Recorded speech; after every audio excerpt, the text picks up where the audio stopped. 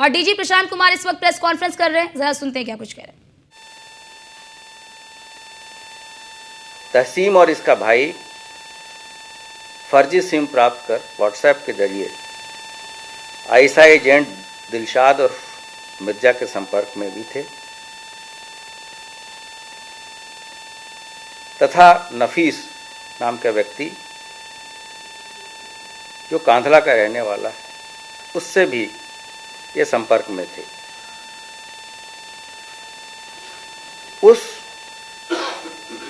जब इसके पहले दोनों घटनाएं थी तब ये इमरान के पास अपना फ़ोन छोड़ के फरार हो गया था। अगर इसके पहले के इतिहास में जाएं तो तहसीम उर्फ मोटा 2002 से पाकिस्तान पहली बार अपने एक रिश्तेदार के यहाँ गया था। वहाँ ये पान और कत्था इत्यादि बेचने का काम करता था और लगभग 15-20 दिन वो अपने रिश्तेदार के यहाँ रहा तथा अगले 15-20 दिनों तक वो लाहौर में एक हामिदा नाम की महिला के पास रहा जो कि कैराना की रहने वाली है। हामिदा इकबाल काना के संपर्क में थी जो कि कैराना का रहने वाला है तथा आतंकवादी गतिविधियों में नाम आने के बाद से वो पाकिस्तान भाग गया था तथा वहीं रह रहा है। हामिदा के यहाँ इसकी पहचान इकबाल काना के सहयोगी कैसर से हुई और कैसर ने इसको नकली करेंसी इत्यादि सप्लाई करने के काम में लगाया और कैसर के माध्यम से इसकी पहचान दिलशाद मिर्जा से भी हुई जिसने उसे देश विरोधी गतिविधियों में शामिल होने के लिए मोटिवेट किया। पाकिस्तान से लौटने के बाद इकबाल काना और कैसर ने तहसीम को फॉरेन करेंसी भेजना शुरू किया। 2002 से 2008 के बीच प्रत्येक 2 या 3 महीने के अंतराल पे नकली करेंसी यहाँ भेजी जाती थी जिसका मूल्य लगभग 2 लाख से 7 लाख के बीच होता था और ये करेंसी दिल्ली तथा अमृतसर से प्राप्त करता था जहाँ की हैंडलर्स के द्वारा इसको चीज़ें पहुँचाई जाती थी।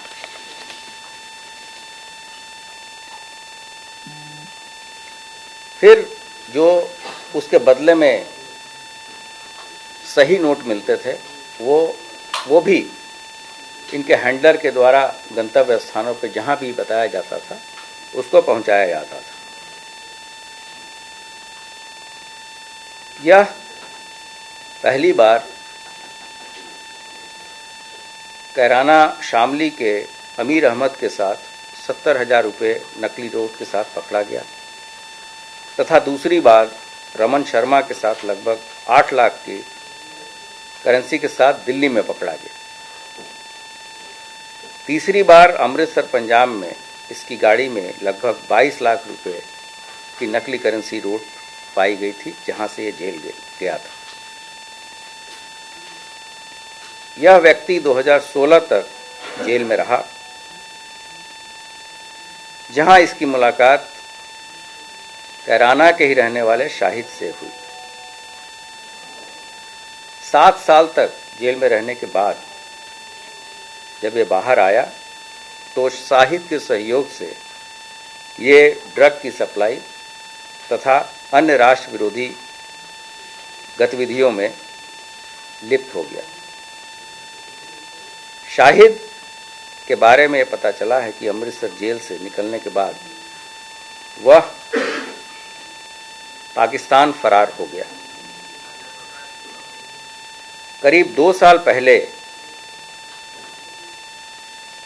यह व्यक्ति एनआईए दिल्ली से यूएपीए तथा NDPS एक्ट में भी लगातार फरार चल रहा था।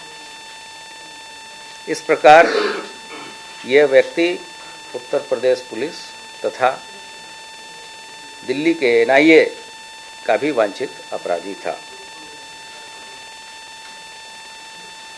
शाहिद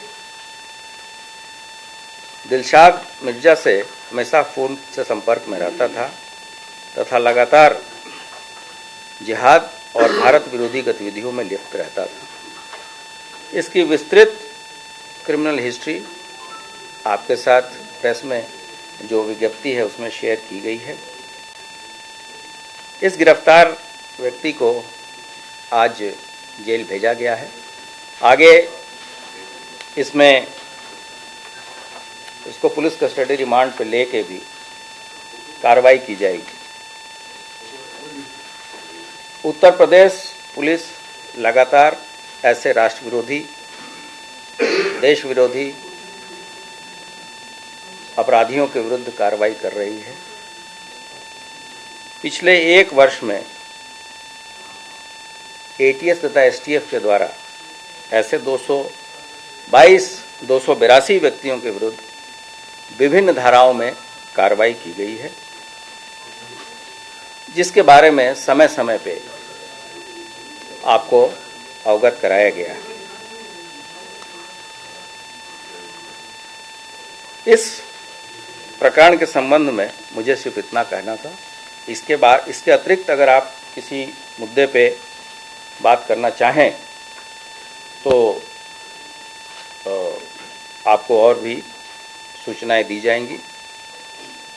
आज सुबह जनपद कन्नौज में भी एक पुलिस मुठभेड़ में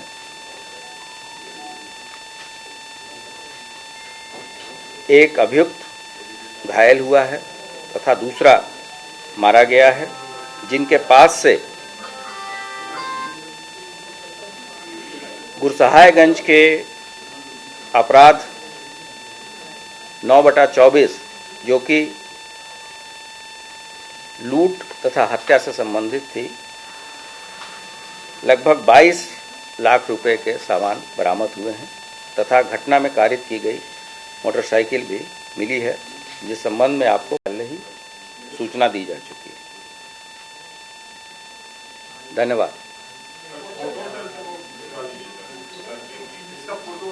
हाँ, जरूर दे देंगे। इसके अतिरिक्त और कोई बात?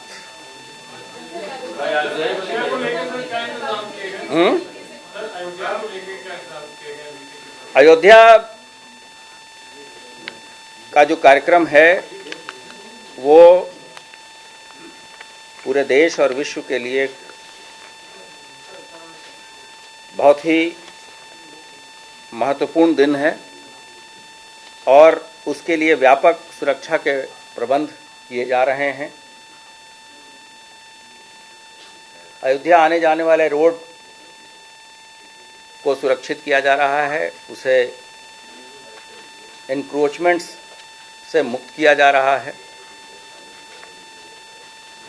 नियमित अंतरालों के बाद से वहाँ पुलिस का प्रेजेंस, चाहे वो 112 की गाड़ियाँ हो, व्यक्तिगत रूप से फुट पेट्रोलिंग तथा जो हमारी ऑपरेशन त्रिनेत्र चल रही है उसको लेके CCTV की भी कवरेज कराई जा रही है। कार्यक्रम के दिन तथा उसके बाद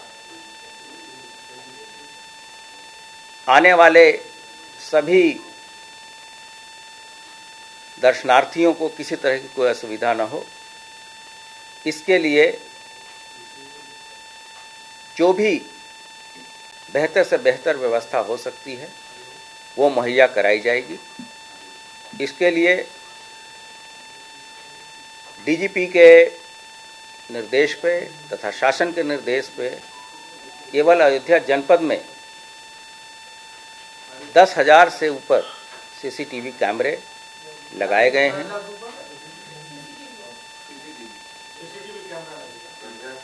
और अयोध्या नगरी में जो भी टेक्निकल इक्विपमेंट्स लगाए जा रहे हैं वो काफ़ी मॉडर्न हैं और ऐसी सुविधाएं से लैस होंगे जिससे कि पुलिस के कार्यों में मदद मिले। ड्रोन, रिवर की सिक्योरिटी, सभी चीज़ें सुनिश्चित कराई जाएंगी। वहाँ तथा आसपास के जनपदों में रहने वाले सभी लोगों से ये लगातार समन्वय बना के ये प्रयास किया जा रहा है कि अयोध्या के इस आयोजन को ऐतिहासिक बनाया जाए और इसमें सभी का सहयोग अपेक्षित है। इसके लिए सभी एजेंसियों के आपसी समन्वय से कार्यक्रम चल रहा है। शासन, आपने देखा होगा, शासन स्तर से तथा डीजीपी के स्तर से लगातार वरिष्ठ अधिकारी वहां भ्रमण कर रहे हैं और वहां की चीज़ों का जायज़ा ले रहे हैं। 17 या 18 तारीख से भारी वाहनों को अयोध्या नगरी से डाइवर्ट किया जाएगा। इसके लिए व्यापक ट्रैफिक एडवाइजरी लखनऊ के कमिश्नर, कानपुर के कमिश्नर तथा एडीजी लखनऊ के द्वारा समय समय पे जारी किए जाएंगे, जो कि उनके वेबसाइट पे भी अवेलेबल होगा, प्रिंट मीडिया में भी अवेलेबल होगा, सोशल मीडिया में भी अवेलेबल होगा तथा उनके अधिकारी इन चीज़ों को आपको समय समय पे ब्रीफिंग करेंगे।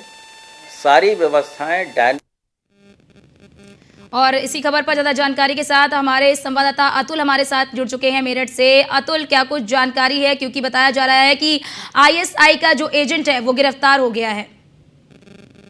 मेरठ एसटीएफ यूनिट ने शामली से एक एजेंट को गिरफ्तार किया है, जिसके पास से नकली करेंसी बरामद की है। लगातार अगर देखा जाए मेरठ एसटीएफ की यूनिट जो छापेमारी है वो शामली में करती हुई नजर आ रही है। कहा जा सकता है कि दिन निकलते ही जिस तरह से एसटीएफ की यूनिट की छापेमारी देखने के बाद शामली में हड़कंप मच चुका है। कहीं ना कहीं कहा जाए जिस तरह से जो फर्जी करेंसी है उसको लेकर के आईएसआई का एजेंट कहीं ना कहीं बड़ी संदिग्ध किसी घटना को अंजाम देने जा रहा था, जिसको लेकर के मेरठ एसटीएफ यूनिट ने शामली पुलिस के साथ मिलकर के इस युवक को गिरफ्तार किया है। फिलहाल अगर बात की जाए, उससे पूछताछ की जा रही है किस तरह से कहां-कहां पर सप्लाई की जाती थी, और पहले भी मेरठ एसटीएफ यूनिट ने कई बार छापेमारी में कई संदिग्धों को तलाशा है। उसके बाद आगे भी छापेमारी की आशंका जताई जा रही है। मेरठ अगर डीएसपी की बात की जाए, ब्रजेश कुमार की बात की जाए, उनका कहना है कि आगे और जो लोग हैं इससे जुड़े हुए कनेक्टेड लोग हैं उनसे पूछताछ की जा रही है और उसके बाद और जो एजेंट है उनकी तलाश जारी रहेगी।